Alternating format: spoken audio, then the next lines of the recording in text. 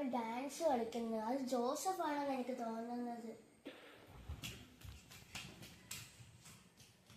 അതെന്താ അവന് ഓടിപ്പോയത്? എന്തോ പന്തികേടുണ്ടല്ലോ. വെള്ളം കുടിച്ചിട്ട് വരാം.